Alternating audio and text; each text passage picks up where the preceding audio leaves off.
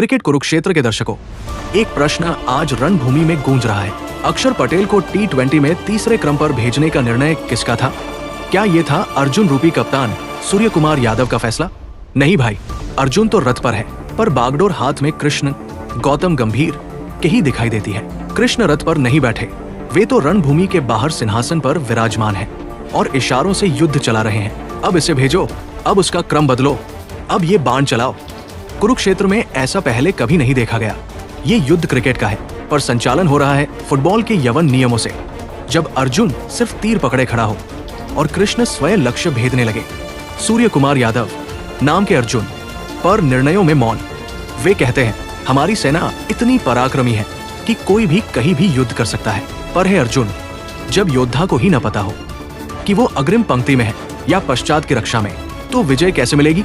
क्या भीम को अचानक गुप्तचर बना दिया जाए? क्या नकुल सहदेव को युद्ध के मध्य क्रम में धकेल दिया जाए और फिर कहा जाए सब समर्थ है? अक्षर शूद्र योद्धा से अग्रिम सेनापति बना दिए गए। अक्षर पटेल, जो अब तक मध्य या अंतिम पंक्ति में युद्ध करता था, आज उसे सीधे तीसरे द्वार पर खड़ा कर दिया गया। कल को कहा जाएगा, अक्षर तुम ही शंखनाद भी करो और पहले आक्रमण भी। अक्षर स्वयं भ्रमित है, मैं सेनापति हूँ या सहायक योद्धा? युधिष्ठिर भ्रम में, भीम असमंजस में और द्रौपदी रो रही है। तिलक वर्मा हर युद्ध में नई भूमिका। हार्दिक पांड्या कभी अंगरक्षक, कभी आक्रमणकर्ता। शिवम दुबे कभी चौथे द्वार पर, कभी आठवें। और सूर्य कुमार रणभूमि में है, पर शंख फूंकने की अनुमति नहीं। जब संजय आकाश चोपड़ा ने धृतराष्ट्र को सत्य बताया, संजय बोले, राजन, युद्ध का संचालन रणभूमि से नहीं, बाहर बैठे एक व्यक्ति से हो रहा है। इसी को इरफान ने भी देखा और सत्य उद्घाटित हो गया। एक समय था जब पांडवों की सेना अजेय लगती थी। इंग्लैंड युद्ध तक सेना इतनी सुसंगठित थी कि लगता था आज नहीं तो कल 300 का दुर्ग भी ढह जाएगा।